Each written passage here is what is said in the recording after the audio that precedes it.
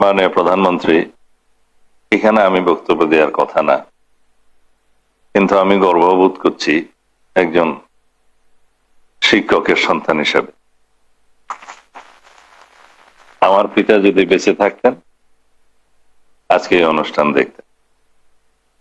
তিনি অবশ্য বেসরকারি শিক্ষক ছিলেন না, সরকারি প্রাথমিক বিদ্যালয়ের শিক্ষক ছিলেন। অবসর গ্রহণ করেছেন আমার যখন আমি হাই স্কুলে। তো 150-200 টাকা পেনশন পেতেন, কিন্তু সেই 150-200 টাকার জন্য 20 মাইল দূরে উপজেলা সদরে, তখন তো থানা, যেতে হতো, আসতে হতো, ওই একটা দস্তখত করতে হতো, কত টাকা দিতে হতো উপরে জানি না। সেই একটা সময় ছিল। বিএনপি প্রতিশ্রুতি দেয়, প্রতিশ্রুতি রাখে, নির্বাচনী ইশতেহার ঘোষণা করে, বাস্তবায়ন করে।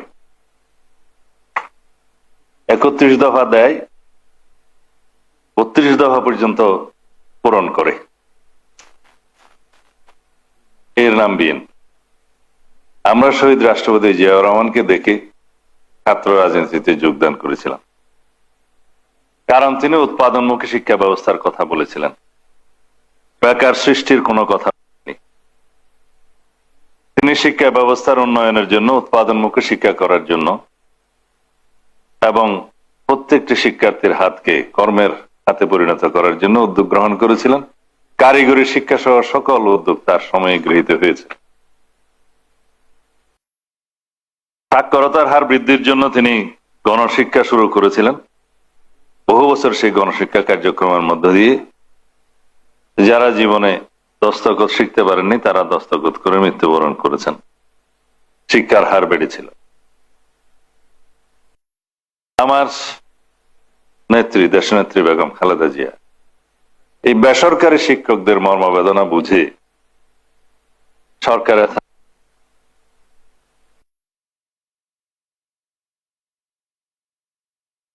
বুঝে তাদের জন্য অবসরকালীন এই ভাতার প্রচলন করেন।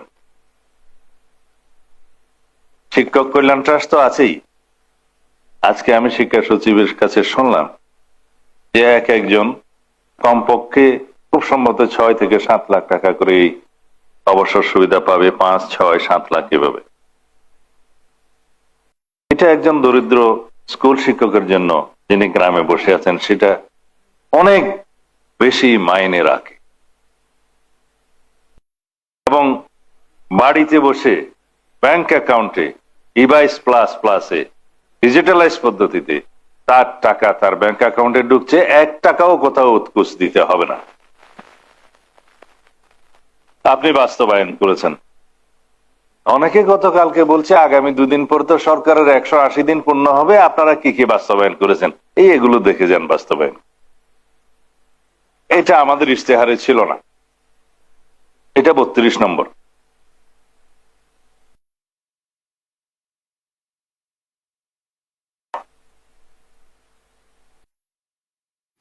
স্কুল ড্রেসটা 33 নম্বর।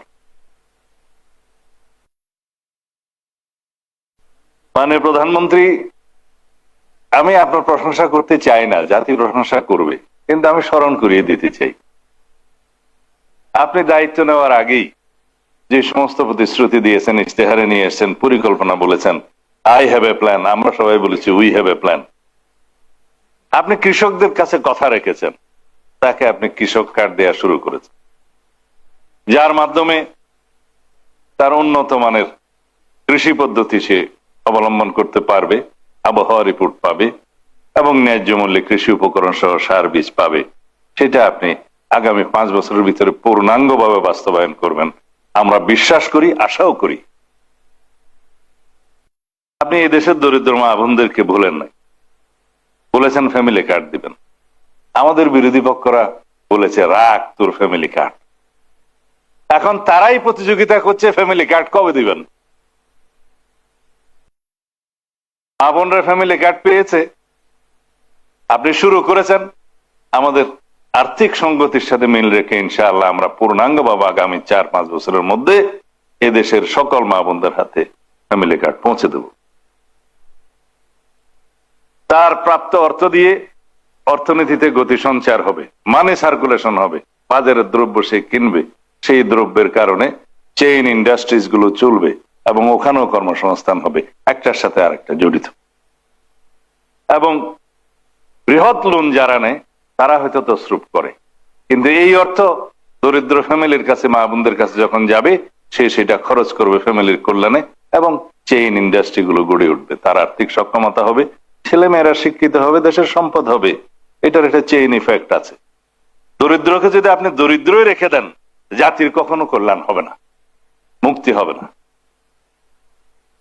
আপনি দরিদ্র ইমাম মুয়াজ্জিমদের কথা রেখেছেন এবং অন্যান্য ধর্মাবলম্বীদের উপাসনালয়ের সমস্ত কর্তাদেরকে, পুরোহিতদেরকে, ক্ষেত্রমতে সেবায়েতদেরকে সবাইকে আপনি সম্মানিত করেছেন, রাষ্ট্রীয় ভাতা দিয়েছেন।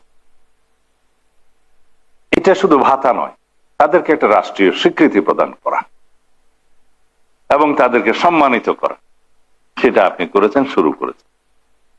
দেশের এমন কোন অঙ্গন নাই, ক্রীড়াবিদ, সংস্কৃতিজীবী সকলের কাছে আপনি আপনার প্রতিশ্রুতি পৌঁছে দিয়েছেন, রক্ষা করেছেন, কথা বলেছেন এবং পর্যায়ক্রমে তাদের সকলকে আপনার সেই কর্মসূচির ভিতরে নিয়ে আসবেন, যারা তাদের জীবনের একটা স্বীকৃতি পাবে, মূল্যায়ন পাবে। অর্থ বড় কথা নয়।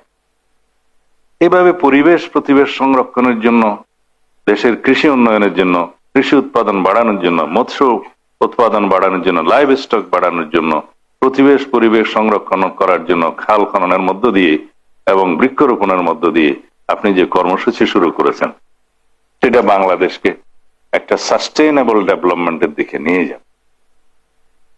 এটা শুধু আমরা বিশ্বাস করি না, এটা আমরা জানি, সেটা আপনি প্রতিপালন করবেন এবং দেশের মানুষ সেটা বিশ্বাস করে। যাই হোক, আমি তো বাউন্ডারির বাইরে বক্তব্য দিয়ে চলছি। আপনি এখন যে বক্তব্য দাস, সারা দেশের শিক্ষক বৃন্দ অনলাইনে বসে আছে, তারা শুনবে। এখানে deputy commissioner, police super, DIG সহ সবাই, কমিশনার সহ সবাই বসে আছে আপনার বক্তব্য শোনার জন্য এবং সারা দেশের সমস্ত শিক্ষক সমাজ বসে আছে আপনার বক্তব্য শোনার জন্য। আশা করি তাদের মধ্যে আপনি নতুন আশার সঞ্চার করবেন, জাতিকে জাগরুক করবেন।